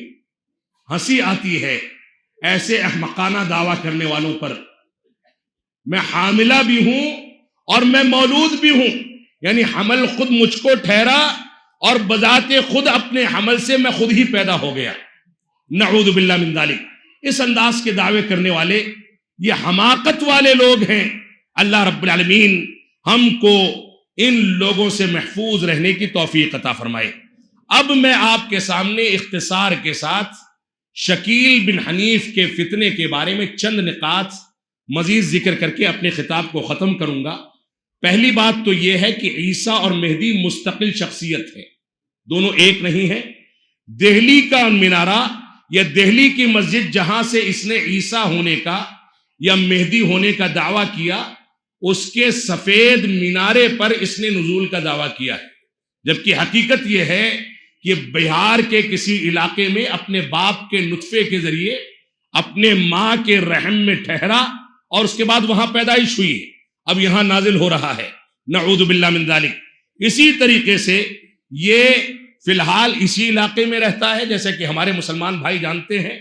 دہلی کے اندر اس نے جاہل عوام کو گمراہ کر کے نبی کریم کے ایک علاقے میں وہاں پر نبوت کا دعویٰ کیا. علماء سے دور رہنے کی تلقین کرتا ہے کہ علماء سے قریب نہ جانا. علماء سے مار پیٹ کے واقعات اس کے حواریوں میں خود اس کے اندر اور اس کے حواری مواری کے اندر موجود ہیں، پائے جاتے ہیں. مہدی علیہ السلام ہونے کا دعویٰ اس نے جو کیا ہے اس کے بارے میں ایک روایت اور ذکر کر دوں. فرماتے ہیں اللہ کے نبی صلی اللہ علیہ وسلم لا تذهب الدنيا حتى يملك العرب رجل من اہل بیتی یعاطئ اسمه اسمی. جو روایت کا خلاصہ میں نے ذکر کیا تھا اس کا متن ہے وَاسْمُ أَبِيهِ اسم ابی يَمْلَأُ الْأَرْضَ عَدْلًا وَقِسْطًا كَمَا مُلِئَتْ ظُلْمًا وَجَوْرًا. ابو داؤد اور ترمذی کی صحیح روایت ہے. اللہ کے نبی صلی اللہ علیہ وسلم نے فرمایا کہ دنیا تب تک فنا نہیں ہوگی، یعنی قیامت تب تک قائم نہیں ہوگی جب تک عربوں میں ایک آدمی آئے. عربوں میں ایک آدمی آئے یعنی یہ عربوں میں سے ہوگا، عجمی نہیں ہوگا. عرب دنیا میں پیدا ہونے والا عرب خاندان کا چشم و چراغ یہ مہدی علیہ السلام کے بارے میں کہا گیا. کہ عربوں میں ایک شخص کی بادشاہت ہوگی جو میرے اہل بیت میں سے ہوگا، اس کا نام میرے نام پر اور اس کے باپ کا نام میرے باپ کے نام پر ہوگا۔ اور اس کے بعد فرمایا دنیا میں وہ عدل و انصاف کو بھر دے گا جیسا کہ دنیا کے اندر ظلم و جور سے دنیا بھر چکی ہوگی۔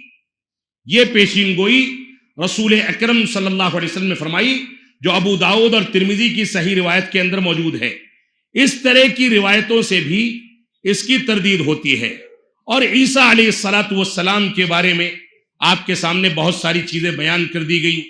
آپ دیکھیں رسول اکرم صلی اللہ علیہ وسلم کا فرمان ہے، لا تقوم الساعہ حتی یبعث دجالون کذابون کلہم یزعم انہ رسول اللہ۔ اللہ کے نبی صلی اللہ علیہ وسلم کا فرمان ہے، صحیح بخاری کی روایت ہے کہ قیامت اس وقت تک قائم نہیں ہوگی جب تک 30 کے قریب دجال اور کذاب پیدا نہ ہو جائیں۔ 30 کے قریب دجال اور کذاب پیدا نہ ہو جائیں، ان میں سے ہر ایک یہ دعویٰ کرے گا کہ وہ اللہ کا نبی اور رسول ہے۔ یہ انہی دجالوں اور کذابوں میں سے ایک شخص ہے جس نے آج کے دور میں اس بات کا دعویٰ کیا ہے۔ اللہ رب العالمین ہم کو ایسے باطل افکار سے بچنے اور دور رہنے کی توفیق عطا فرمائے۔ رب کائنات ہم کو توفیق عطا فرمائے کہ ہم قرآن و سنت کے مطابق زندگی گزاریں۔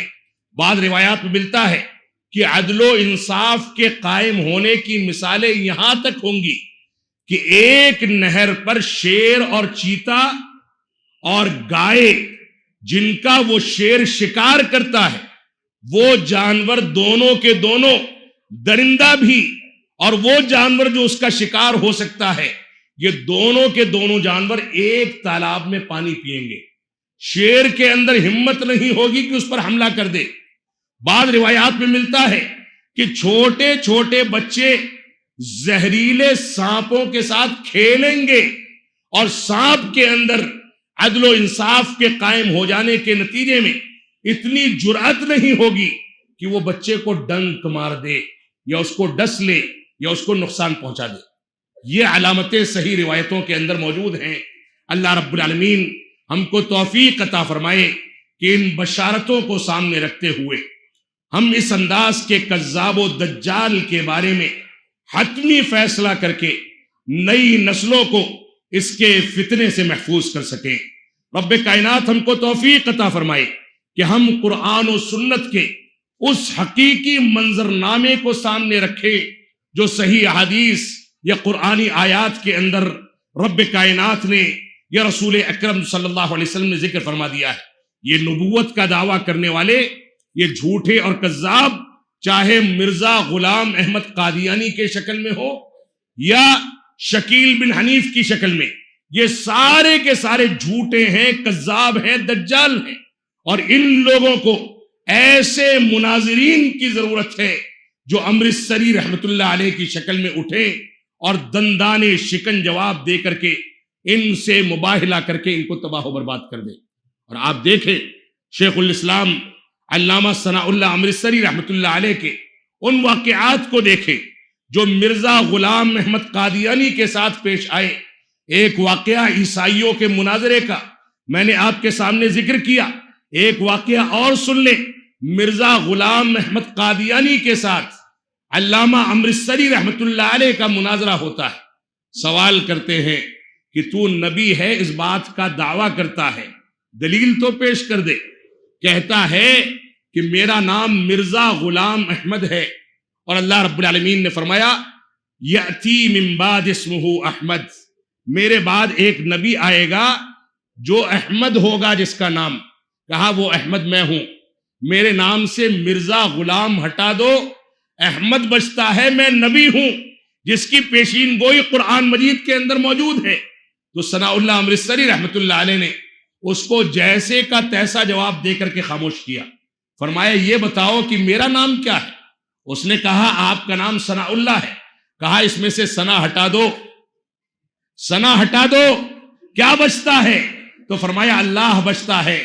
تو کہا جب اللہ نے تجھ کو نبی بنایا ہی نہیں تو کیسے بن جائے گا؟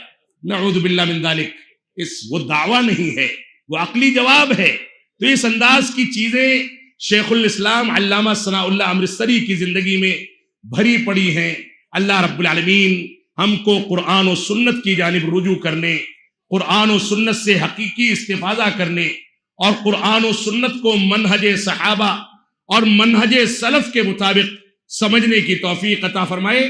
ہم جب تک جئیں تب تک اسلام پر جئیں، جب ہمارا خاتمہ ہو تو ایمان پر ہو۔ وصلی اللہ علی نبینا محمد وعلی آلہ وصحبہ وسلم، والسلام علیکم ورحمۃ اللہ وبرکاتہ۔ پہلا سوال ہے جو میرے سامنے آیا ہے، ماضی میں پائے گئے بعض دنیاوی حالات اور حال میں بھی بعض حالات اور چیزوں کو قیامت کی علامات بتایا جاتا ہے جو ظاہری روایات میں بیان الفاظ کے مطابق نہیں ہوتے، اس کا کیا حکم ہے؟ دیکھیے، اس سلسلے میں ہمیں یہ سمجھ لینا چاہیے کہ قیامت کی علامتیں تین طرح کی ہیں۔ ایک ہیں علامات بعیدہ، جو بہت پہلے ظاہر ہو کر کے ختم ہو چکی، جیسے چاند کا دو ٹکڑے ہونا، رسول اکرم صلی اللہ علیہ وسلم کا بحیثیت نبی کے دنیا میں بھیجا جانا، مدینہ منورہ میں آگ کا اٹھنا، یا کچھ اس طرح کی علامتیں بعیدہ ہیں جن میں سے بہت سی چیزوں کا ذکر کیا جا سکتا ہے۔ یہ علامات بعیدہ ظاہر ہو کر کے ختم ہو گئی۔ ایک وہ علامتیں ہیں جن کو علامات متوسطہ کہا جاتا ہے، درمیانی علامتیں، جس دور سے ہم گزر رہے ہیں اس دور میں بار بار وہ علامتیں ظاہر ہوتی ہیں۔ ان میں سے کچھ علامتیں ایسی ہیں جس کے بارے میں لوگ دعویٰ کرتے ہیں کہ یہ قیامت کی علامت ہے، اور اس دعوے پر کوئی دلیل نہیں ہوتی۔ اگر دلیل نہیں ہے تو قابل توجہ نہیں ہے وہ دعویٰ، اس کو نظر انداز کر دیں۔ لیکن اگر کوئی علامت ظاہر ہوتی ہے اور اس کی دلیل قرآن و سنت کے اندر موجود ہے تو اس سلسلے میں اہل سنت والجماعت کا موقف یہ ہے کہ ان علامتوں کو موجودہ حالات پر تطبیق نہ دیا جائے، موجودہ حالات پر تطبیق نہ دیا جائے۔ جیسے مثال کے طور پر اس وقت کچھ علاقوں کا زلزلہ، ہمارے بعض دعات کہہ رہے ہیں کہ اب قیامت آنے والی ہے، جبکہ قیامت کی بڑی علامتیں ابھی ظاہر ہی نہیں ہوئیں۔ اسی طریقے سے بعض لوگ یہ کہہ رہے ہیں کہ عرب دنیا میں بارشیں بہت زیادہ ہو رہی ہیں، ہریالی نکلنے لگی۔ یہ ہریالی نہ جانے کتنی بار بارش ہوئی، کتنی بار آئی اور کتنی بار سوکھ گئی۔ یہ علامات متوسطہ ہیں، یہ بار بار ظاہر ہو سکتی ہیں اور بار بار ختم ہوتی ہیں۔ ہم تعیین کے ساتھ یہ نہیں کہہ سکتے کہ یہی قیامت کی علامت ہے۔ ہو سکتا ہے کہ پھر شدت کی دھوپ ہو، پھر سے ویرانی ہو جائے، پھر سے بارش ہو، پھر سے ہریالی نکلے۔ لہذا یہ علامات جو علامات متوسطہ ہیں، اہل سنت والجماعت کے موقف کے مطابق، ان کے منہج کے مطابق، یہ علامتیں محض رسول اکرم صلی اللہ علیہ وسلم کی نبوت کی صداقت کو بیان کرنے کے لیے، ان کے ظاہر ہونے پر یہ دعویٰ کرنا غلط ہے کہ یہ قیامت کی علامت ہے، یا احادیث کی تطبیق دے کر کے ان کو موجودہ حالات پر تطبیق دینا، یہ اہل سنت والجماعت کے منہج کے خلاف ہے۔ لہذا ان علامتوں سے ہم کو عبرت تو لینی چاہیے، لیکن ان کو باقاعدہ تطبیق دے کر کے یہ نہیں کہنا چاہیے کہ اب قیامت قریب ہے، یا اس طرح کی باتیں پیشین گوئیاں نہیں کرنی چاہیے۔ اللہ رب العالمین ہم کو اس کا شعور عطا فرمائے۔ دوسرا سوال ہے، بہت سارے لوگ قرآن و حدیث بیان کر کے نصیحت کرتے ہیں لیکن وہ عالم نہیں ہیں، یہ کہہ کر ان سے سیکھنے سے منع کیا جاتا ہے، ایسا کیوں ہے؟ دیکھیے، یہ بہت بنیادی سوال ہے۔ اورنگ آباد کی سرزمین پر یہ سوال اور بنیادی ہو جاتا ہے۔ کیوں بنیادی سوال ہے؟ دیکھیے، اس بات کو سمجھ لیں کہ علم کس سے لیا جائے اور کس سے نہ لیا جائے، اس کے لیے صحابہ کرام نے، علماء امت نے مستقل ضوابط ذکر کیے ہیں۔ کیا اسباب ہیں کہ امام بخاری رحمت اللہ علیہ لمبا اور طویل سفر کر کے گئے، کوئی ایک حدیث سننی تھی جس محدث سے، اس کو سویرے کیا دیکھتے ہیں کہ اپنے ہاتھ کو ایسے کر کے گھوڑے کو اپنے قریب بلا رہا ہے یا برتن کو دکھا کر کے بلا رہا ہے، جبکہ برتن میں یا ہاتھ کے چلو میں چارہ نہیں ہے۔ امام بخاری نے کیا کیا؟ محدث ہونے کے باوجود واپس آ گئے کہ ایک شخص جو جانور کو دھوکہ دے سکتا ہے، رسول اکرم صلی اللہ علیہ وسلم کی حدیث میں بھی دھوکہ دے سکتا ہے۔ علم نہیں لیا کیونکہ ضوابط ہیں، اور بعض روایات میں ملتا ہے کہ صحابہ کرام کے دور کے اخیر میں مدینہ میں 100 سے زیادہ ایسے فقیہ تھے جو قابل اعتماد تھے، لیکن صحابہ کرام اور بڑے تابعین ان سے علم لینے سے روکتے تھے۔ امام مالک رحمت اللہ علیہ نے اس روایت کو 2 طریقوں پر بیان کیا ہے۔ فرمایا ایک تو علم حدیث لینے سے روکتے تھے، اور بعض روایات کے مطابق عمومی لحاظ سے علم لینے سے روکتے تھے۔ امام مالک رحمت اللہ علیہ کیا فرماتے ہیں؟ کہتے ہیں کہ ان سے علم لینے سے صحابہ و تابعین کیوں روکتے تھے؟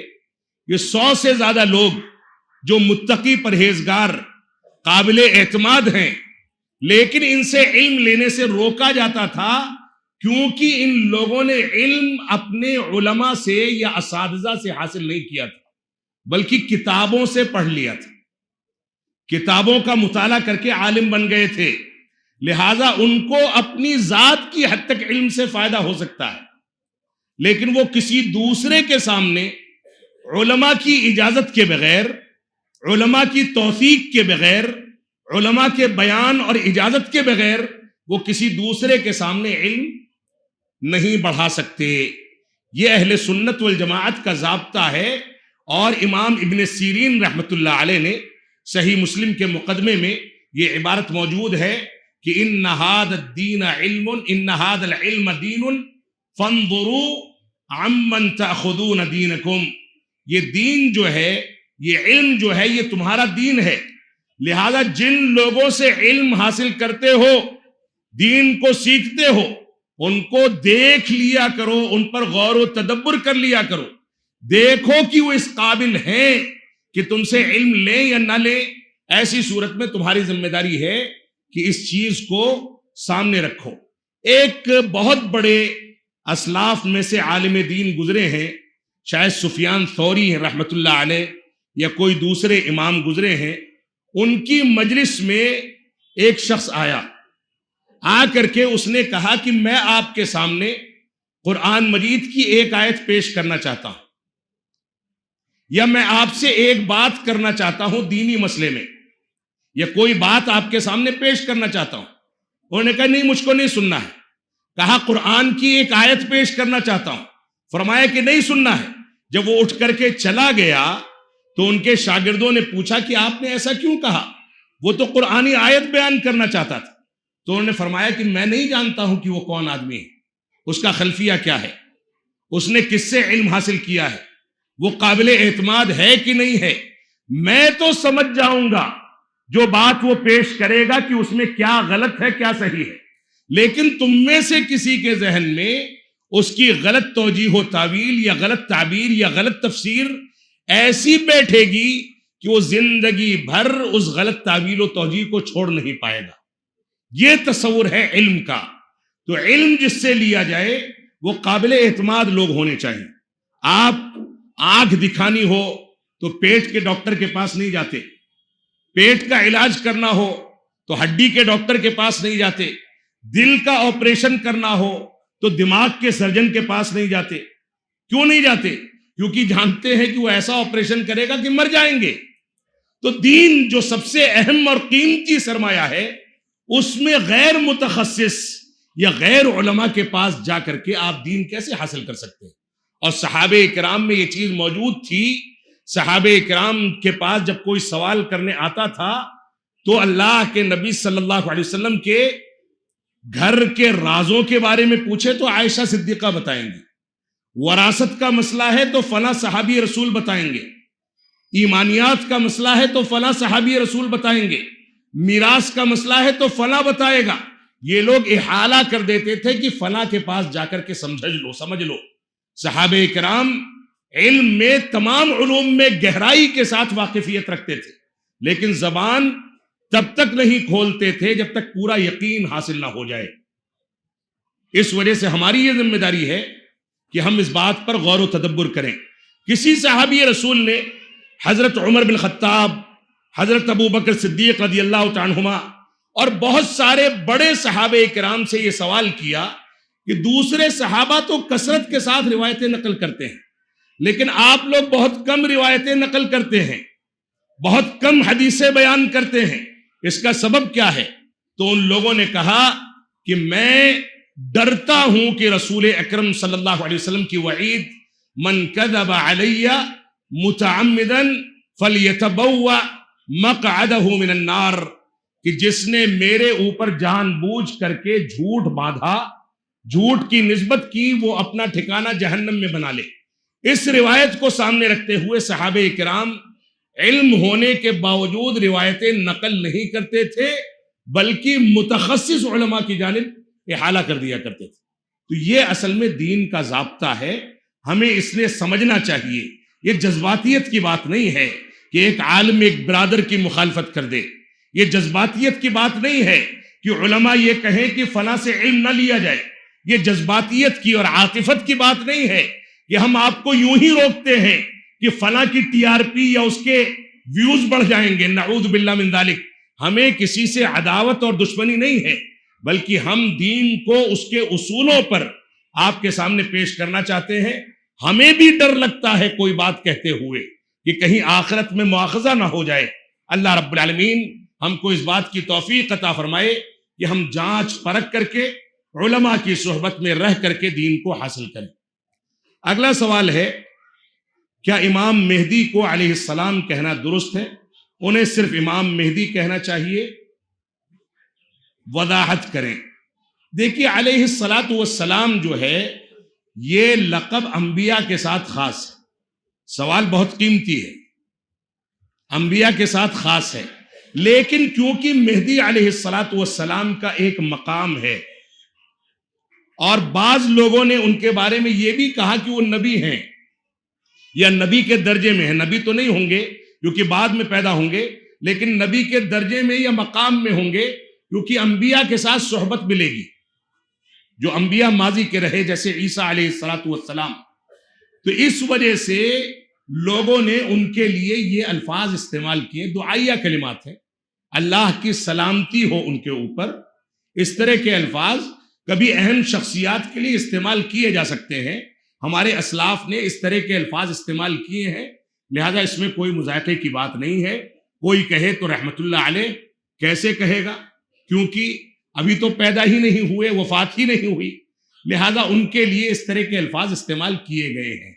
ایک سوال ہے جس کا جواب دینا میں مناسب نہیں سمجھتا ہوں، لیکن آ گیا ہے، بڑا دلچسپ سوال ہے۔ شیخ جمعیت اہل حدیث ہند کے امیر صاحب اپنے نام کے آگے امام مہدی کیوں لگاتے ہیں؟ یہ ان کا نام ہے، یہ دعویٰ نہیں ہے کہ وہ امام مہدی ہیں، یہ ان کا نام ہے، اور کوئی اس طرح کا نام رکھتا ہے تو اس میں کوئی مذائقے کی بات نہیں ہے، رکھ سکتا ہے۔ ایک سوال ہے، مجھے مولانا مودودی کی تحریریں اور ڈاکٹر اسرار کا انداز اچھا لگتا ہے، کیا میں انہیں سن سکتا ہوں؟ ہرگز نہیں سن سکتے، ہرگز نہیں سن سکتے۔ کیوں؟ اس کے اسباب ہیں۔ کسی کا اسلوب اچھا لگنا، کسی کا انداز اچھا لگنا اس کے حق پر ہونے کی دلیل نہیں ہے۔ میں ایک مثال دوں گا جو میں نے غالباً ابھی ایک آدھ ہفتے پہلے کسی خطبہ جمعہ میں ضمناً ذکر کی تھی کہ علی رضی اللہ تعالیٰ عنہ کو قتل کرنے والا یا شہید کرنے والا ابن ملجم جو تھا، اس کو عمر بن خطاب رضی اللہ تعالیٰ عنہ نے اپنے عہد خلافت میں قرآن مجید کی خوبصورت اور شیریں تلاوت کرنے کے نتیجے میں بطور انعام مسجد نبوی کے قریب ایک مکان بنا کر کے دیا تھا، رہائش بنا کر کے دی تھی، تاکہ اس کے پاس مسلمانوں کے بچے جا کر کے تلاوت سیکھ سکیں۔ اور اس کے بعد عراق سے وہاں کے حاکم نے یہ لکھا کہ ہم کو کوئی اچھا قاری قرآن چاہیے، اسلامی حکومت اس کی ذمہ داری نبھا کر کے ہمارے پاس بھیجے، تو ابن ملجم کے لیے آرڈیننس جاری کیا عمر بن خطاب رضی اللہ تعالیٰ عنہ نے کہ یہ قرآن سب سے اچھا پڑھتا ہے، اس کو عراق بھیج دیا جائے۔ لیکن اخیر میں کیا ہوا؟ صحابہ کرام کے آخری یا خلفائے راشدین کے آخری دور میں یہ خوارج کے ہتھے پڑ گیا اور گمراہ ہو گیا۔ تلاوت تب بھی کرتا تھا، ذکر و اذکار تب بھی کرتا تھا، خوارج کے حوالے ایسے پڑھا کہ اس کو اکسا کر کے علی رضی اللہ تعالیٰ عنہ کا قتل تک کرا دیا گیا، شہید کرا دیا گیا۔ جب اس کو گرفتار کیا گیا اور قتل کے بدلے اس کو قتل کیا جانے لگا، اس کے اوپر حد نافذ کی جانے لگی، تو اس وقت کا ایک واقعہ میں بیان کرنا چاہوں گا۔ یہ کیا کہتا ہے؟ کہتا ہے کہ پہلے میری انگلی کاٹو، پھر میرا ہاتھ کاٹو، پھر میرے پیر کاٹو، آخر میں میری گردن کاٹنا۔ کیوں؟ تاکہ اتنی دیر میں اللہ کے ذکر میں مشغول رہ سکوں۔ گردن کاٹو گے تو فوراً ذکر بند ہو جائے گا۔ طبیعت کی نیکی دیکھیے، قرآن کی خوبصورتی اور قرآن کی تلاوت کی خوبصورتی دیکھیے، لیکن کس حالت میں مرا؟ خارجی ہو کر کے مرا، کافر ہو کر کے مرا، اسلام کے چوتھے خلیفہ کا مجرم بن کر کے مرا۔ تو کسی کی بات کا اچھا لگنا یا کسی کے بیان کے اندر جاذبیت کا ہونا، یہ اس کے حق پر ہونے کی دلیل نہیں ہے، بلکہ حق یہ ہے کہ کون شخص ایسا ہے جو قرآن و سنت کو، صحیح احادیث کو، رسول اکرم صلی اللہ علیہ وسلم کی احادیث مبارکہ کو منہج صحابہ اور منہج سلف کے مطابق پیش کرتا ہے۔ جن کا نام آپ نے لیا ہے، ان میں سے ایک صاحب اول الذکر جو ہیں وہ صحابہ کرام پر تنقید کرتے ہیں، صحیح بخاری کی کتاب، صحیح بخاری کی حدیثوں کا انکار کر چکے مودودی صاحب، اور دوسرے صاحب ڈاکٹر اسرار، وہ خوارج کے طرز پر قرآن کی تفسیر پیش کرتے ہیں۔ وہ آیتیں جو کافروں کے بارے میں نازل ہوئی ہیں، ان کے بارے میں وعیدیں موجود ہیں، ان آیتوں کو مسلمان حکمرانوں پر تطبیق دے کر کے مسلمان حکمرانوں کی تکفیر کرتے ہیں، وحدت الوجود کا عقیدہ رکھتے ہیں، وحدت الشہود کا عقیدہ رکھتے ہیں، یہاں تک کہتے ہیں کہ خواجہ اجمیری جو ہیں یا بڑے بزرگ اور اولیاء جو گزرے ہیں، یہ مرنے کے بعد اپنی روحوں کے ساتھ دوبارہ دنیا میں آتے ہیں اور انتظام و انصرام دیکھتے ہیں۔ یہ ساری چیزیں موجود ہیں، اس کے باوجود آپ ان کو کیسے سن سکتے ہیں؟ اس وجہ سے ہم کو اچھے لوگوں کو، قابل اعتماد علماء کو، جو قرآن و سنت کو منہج سلف پر پیش کرتے ہیں، انہی کو سننا چاہیے، چاہے ان کی بات میں کچھ چاشنی کم ہو تو بھی چلے گا۔ اگلا سوال ہے، ایک عام مسلمان مہدی علیہ الصلاۃ والسلام کے اعمال کو کیسے پہچانے؟ جب وہ پیدا ہوں گے تو اللہ شعور عطا فرمائے گا، پہچان جائیں گے۔ ابھی ضرورت نہیں ہے پہچاننے کی، یہ بڑی علامتوں میں سے ہے۔ جب پیدا ہوں گے تو حالات ایسے بنیں گے، علماء آپ کی خود رہنمائی کر دیں گے کہ ان کو کیسے پہچانا جائے۔ اتنی جلد بازی نہ کیجیے۔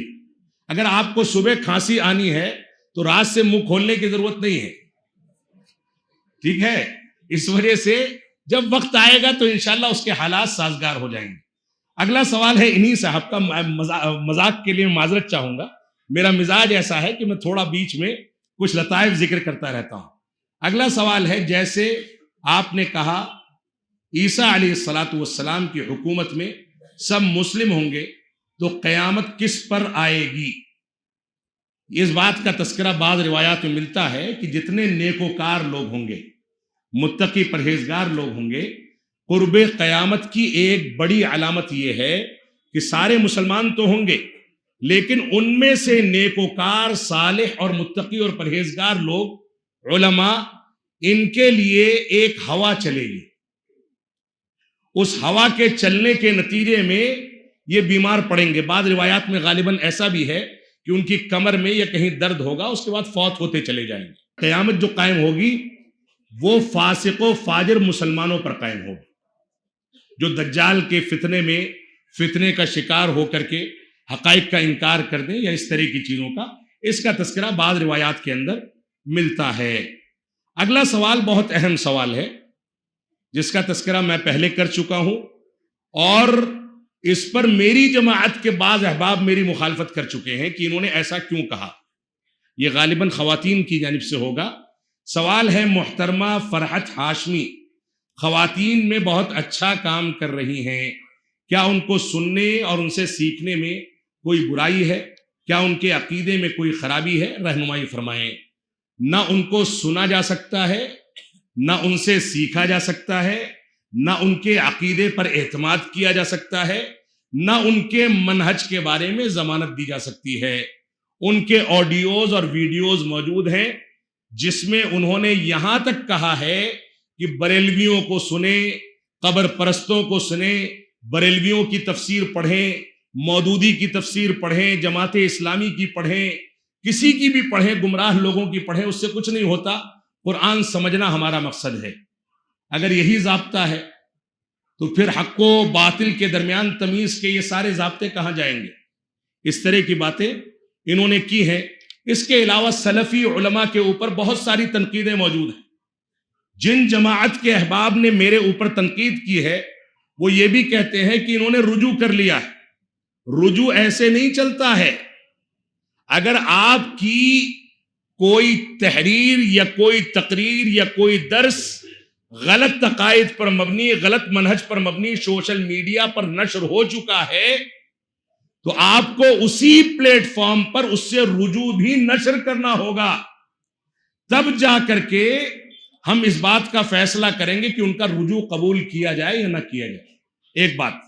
دوسری بات، ڈاکٹر فرحت ہاشمی باقاعدہ کسی ایسے قابل اعتماد عالم کی شاگردہ نہیں ہے جس عالم کو قابل اعتماد سمجھا جائے، یا کسی ایسے علمی ادارے سے فارغ التحصیل نہیں ہے جس ادارے کو قابل اعتماد ادارہ قرار دیا جائے. لہذا یہ دونوں شرطیں مفقود ہیں. اس وجہ سے نہ ان کو سنا جا سکتا ہے، نہ ان سے سیکھا جا سکتا ہے. آپ کے علاقے میں بے شمار علماء موجود ہیں، ان کی تفسیر کو سنیں، ان کی تفسیر کو پڑھیں، ان کو یوٹیوب پر تلاش کریں. ہر چیز موجود ہے، لیکن ہمارے کانوں کو ایک لذت لگ گئی کہ فلاں کی آواز بڑی اچھی ہے، فلاں کے کیمرے پر لائٹنگ بڑی اچھی ہوتی ہے، بیک گراؤنڈ بڑا شاندار ہوتا ہے، بولنے کا انداز بڑا شاندار ہوتا ہے. اسلامی حجاب کیا ہے؟ اسلامی حجاب کیا ہے؟ ایک سوال ہے. اسلامی حجاب یہ ہے کہ سر سے لے کر کے پیر تک خاتون مکمل ڈھکی ہو، بوقت ضرورت راستہ دیکھنے کے لیے ایک آنکھ تھوڑی سی کھول سکتی ہے، ضرورت نہ ہو تو اس کو بھی ڈھک دے، اس کے ہاتھ بھی ڈھکے ہو، اس کا پیر بھی ڈھکا ہو، ڈھیلا ڈھالا لباس پہن کر کے بیٹھے. اور یہاں آنکھ کھول کر کے ویڈیو بنائے جاتے ہیں ان صاحبہ کی جانب سے. اور یہی اتنا نہیں ہے، تھیومبل لگائے جاتے ہیں جنسی مسائل کی تشریح کے لیے کہ ایک رات میں شوہر اپنی بیوی سے کتنی بار ہم بستری کر سکتا ہے. یہ تھیومبل لگا کر کے باقاعدہ ویڈیوز بنائے جا رہے ہیں خاتون کی جانب سے، اور ہم چاشنی لے کر کے سنتے ہیں. نعوذ باللہ من ذالک. یہ ساری کی ساری فضول چیزیں ہیں. ہم خیر خواہ ہیں، آپ کو دعوت دیتے ہیں کہ منہج سلف کی جانب رجوع کریں، اپنی غلطیوں سے توبہ کریں، اور خواتین کے دائرے میں رہ کر کے دعوت و تبلیغ کا کام کریں. سوشل میڈیا کا استعمال بالخصوص ویڈیو کے ساتھ تو نہ کریں. یہی اسلامی طریقہ ہے. اللہ رب العالمین ہم کو اس کی توفیق عطا فرمائے. 3 پرچے اور ہیں جس کو نپٹانا ہے. اس میں سے پہلے پرچے کا سوال ہے، ہجرت تو وہ کرتا ہے جس پر دین پر عمل کرنا مشکل ہو جائے، تو پھر حضرت مہدی علیہ السلام کی مدینہ سے ہجرت کا کیا مطلب ہے، جو خود خلیفہ ہوں گے؟ یہاں ہجرت نہیں ہے مقصد، وہ تعبیر ہے. ہجرت کرنے سے مراد یہاں سے وہاں جانا. ہجرت جو ہے، جو آج کے دور میں بھی بعض مسلمان یہ سمجھتے ہیں کہ ہندوستان میں حالات تنگ ہو گئے، ہم ہجرت کر جائیں کسی مسلم ملک کی جانب، یہ سب فضول باتیں ہیں. یہاں جتنی آزادی دین اسلام پر عمل کرنے کے لیے بہت سے مسلم ممالک میں نہیں. یہ دارالامن ہے، دارالکفر نہیں ہے. ہندوستان دارالامن ہے، دارالکفر نہیں ہے. کان کھول کر کے اس بات کو سن لیں. دارالامن کا مطلب یہ ہوتا ہے جہاں اسلامی مسائل پر عمل پیرا ہونے کی آزادی حاصل ہو. مذہبی طور پر قانونی شکل میں آپ آزاد ہیں، آپ خود نماز نہ پڑھیں، خود روزہ نہ رکھیں، خود دین سے دوری اختیار کر لیں تو ایک الگ مسئلہ ہے. تو یہاں پر مہدی علیہ الصلوۃ والسلام کے ہجرت کرنے سے مراد یہاں سے وہاں منتقل ہونا ہے، اور وہ احکامات مستقل ہیں، موجودہ دور کے احکامات سے اس کو تطبیق نہ دی جائے. اگلا سوال ہے جو آنا ضروری تھا، وہ سوال ہے انجینئر علی مرزا پر تھوڑی وضاحت کریں، کیونکہ بہت سارے لوگ اس کو فالو کر رہے ہیں. انجینئر علی مرزا موجودہ دور کے ان خطرناک فتنوں میں سے ایک فتنہ ہے جس نے بہت سارے نوجوانوں کے ایمان، اعتقاد، عقیدے اور منہج کو تباہ کر کے رکھ دیا ہے. وہ قرآن مجید تک میں توجیہ و تعویل کا قائل ہے، وہ صحابہ کرام کی عظمت کا انکار کرتا ہے، وہ حضرت ابو ہریرہ، امیر معاویہ اور بے شمار بڑے صحابہ کرام کے اوپر تنقیدیں کرتا ہے. وہ یہاں تک کہتا ہے کہ علی رضی اللہ تعالیٰ عنہ خلافت کے مستحق تھے ابو بکر، عمر اور عثمان کے مد مقابل رضی اللہ تعالیٰ عنہم اجمعین. یہاں تک اس کا اعتقاد ہے. جو رافضہ کے اعتقادات ہیں وہ اس کا اعتقاد ہے، اور موجودہ وقت میں اس نے بالکل مکمل طریقے سے آر پار کی جنگ چھیڑ دی ہے اہل سنت والجماعت کی مخالفت میں اور رافضہ کی حمایت میں. لہذا اس کو جو باطنی شیعہ اور موجودہ دور کا عقیدے اور منہج میں فساد پیدا کرنے والا ایک فتنہ ہے، اس کو سننے سے ہمارے نوجوانوں کو مکمل پرہیز کرنا چاہیے. یہ روایتوں کو پیش کر کے شبہات پیدا کرتا ہے. ایک روایت پیش کرے گا، اس روایت سے متعلق صراحت دوسری روایت میں موجود ہے، اس کو پیش نہیں کرے گا.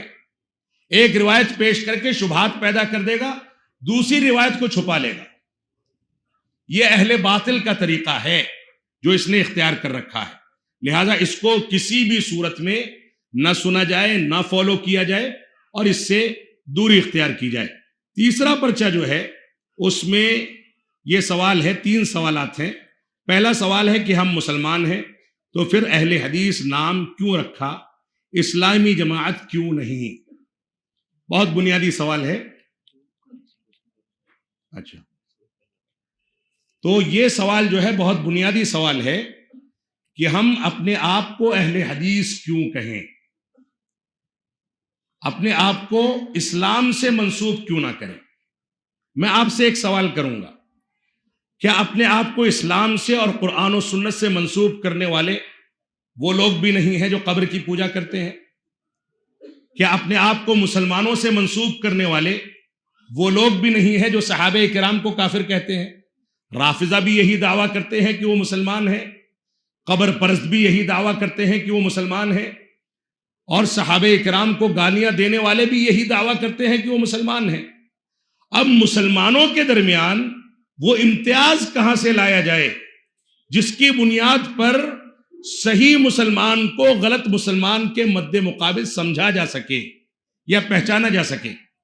رسول اکرم صلی اللہ علیہ وسلم کے عہد مبارک میں ہمارے لیے یہ تعبیر بالکل مناسب تھی کہ اننی من المسلمین. جیسا کہ ڈاکٹر ذاکر نائک بہت مشہور داعی ہیں، وہ بھی کہتے ہیں کہ اپنے آپ کو سلفی کہنے کی ضرورت نہیں ہے. ایک اخوانی داعی، لوگ سمجھتے ہیں کہ وہ سلفی ہیں، میں نہیں مانتا اس بات کو. وہ پکے اخوانی داعی ہیں.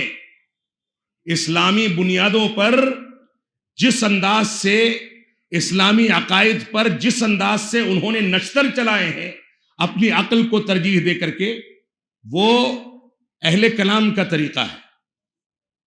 عیسیٰ علیہ السلام کے بارے میں کسی عیسائی نے سوال کر لیا کہ میں اللہ کو مانتا ہوں، آسمانی کتابوں کو مانتا ہوں، لیکن اللہ کے رسول کو نہیں مانتا. تو انہوں نے کہا کہ ٹھیک ہے، نہیں مانتے ہو تو اس بات کا امکان ہے کہ تم جنت میں داخل ہو جاؤ. تمہاری مثال ویسے ہی ہے جو برج خلیفہ میں دبئی سے گر جائے. گرے گا تو بچ بھی سکتا ہے، مر بھی سکتا ہے، بچ جائے گا تو جنتی ہے، مر گیا تو جہنمی ہے۔ یہ مثال دے کر کے ایک بنیادی عقیدے کا انکار کرنے کے باوجود اس کو جنت کا مستحق قرار دے دیا۔ اس کے علاوہ بے شمار مثالیں ہیں جس میں انہوں نے بڑی بڑی غلطیاں کی ہیں۔ وہ بھی یہی کہتے ہیں کہ ہم اپنے آپ کو مسلمان کہیں، سلفی اور حدیث نہیں کہہ سکتے۔ میرے والد گرامی رحمت اللہ علیہ کا اس پر باقاعدہ ایک خطاب موجود ہے جو ڈاکٹر ذاکر نائک کے جواب میں دیا گیا تھا، اس کو ہمارے نوجوانوں کو سننا چاہیے۔ تو اپنے آپ کو صرف مسلمان کہنا عہد نبوت میں تو سمجھ میں آتا ہے، لیکن آپ اس کو ایک مثال سے سمجھیں کہ اگر اسلام کے نام پر ایک مرکز قائم ہے جس مرکز کے اولین قائد اور قائد اعظم رسول اکرم صلی اللہ علیہ وسلم ہیں، اور اس کے ماننے والے سب آپ کی بات کو مانتے ہیں، اس کے مطابق چلتے ہیں، کوئی مسئلہ نہیں، کوئی اپنے آپ کو مسلمان کہے، محمدی کہے، کچھ بھی کہے۔ لیکن اگر اسی اسلام کے مرکز کے طرز کا ایک دوسرا مرکز اس کے بغل میں قائم کر دیا جائے، جس کو یہ کہا جائے کہ یہ حنفی مرکز ہے، تیسرا مرکز قائم کر دیا جائے جس کو کہا جائے کہ یہ شافعی مرکز ہے، چوتھا مرکز قائم کر دیا جائے جو حنبلی مرکز ہے، پانچواں قائم کر دیا جائے یہ مالکی ہے، چھٹا قائم کر دیا جائے کہ یہ خارجیوں کا مرکز ہے، وہ بھی مسلمان ہونے کا دعویٰ کرتے ہیں، اور اشاعرہ کا، ماتریدیہ کا، مشبہہ کا، سب کے مراکز قائم کر دیے جائیں۔ تو اب بتائیے کہ وہ مرکز جو تنے تنہا رسول اکرم صلی اللہ علیہ وسلم کی قیادت میں تنے تنہا قائم تھا، اب اس کو پہچاننے کے لیے اتنے مراکز کے بیچ میں اس پر کوئی تو علامت لگانی ہوگی۔ اب علامت لگانے میں انصاف سے کام لیتے ہوئے جماعت اہل حدیث نے ٹٹولا کہ صحابہ کرام نے ایسے دور میں کیا اختیار کیا، تو اس سلسلے میں صحابہ کرام سے اس چیز کی دلیل ملتی ہے کہ صحابہ کرام اپنے آپ کو اہل الحدیث کہا کرتے تھے، اور امام شراحیل رحمت اللہ علیہ جو امام ابو حنیفہ رحمت اللہ علیہ کے استاذ ہیں، جنہوں نے 500 صحابہ کرام کا زمانہ پایا، وہ کہتے ہیں کہ جب تم مجھ سے کوئی سوال کرتے ہو تو میں جواب وہی دیتا ہوں جو میں نے اہل الحدیث سے سیکھا ہے، جواب وہی دیتا ہوں جو میں نے اہل الحدیث سے سیکھا ہے۔ یہاں اہل الحدیث سے مراد کون ہوگا؟ کیا آپ اس بات کی توقع کر سکتے ہیں کہ امام ابو حنیفہ رحمت اللہ علیہ کے استاذ صحابہ کرام کے ہوتے ہوئے کسی اہل غیرے سے اسلام کو سیکھے یا فتویٰ حاصل کرے؟ تو گویا وہ 500 صحابہ کرام جن میں سے چند سے انہوں نے اسلام کو سیکھا، جن سے مسائل کو پوچھا، وہ ان کو اہل الحدیث سے تعبیر کرتے ہیں۔ اس طرح کی بے شمار دلیلیں موجود ہیں۔ لہذا جب یہ صفتی نام اختیار کرنے کی بات آئی کہ ہم کون سی صفت کو اختیار کریں کہ اسلام کے مختلف مراکز، اہل الرائے کا مرکز، اہل الحدیث کا مرکز، اور سب کے مختلف مراکز قائم ہو گئے، تو اب اس میں ترے امتیاز کیا ہے؟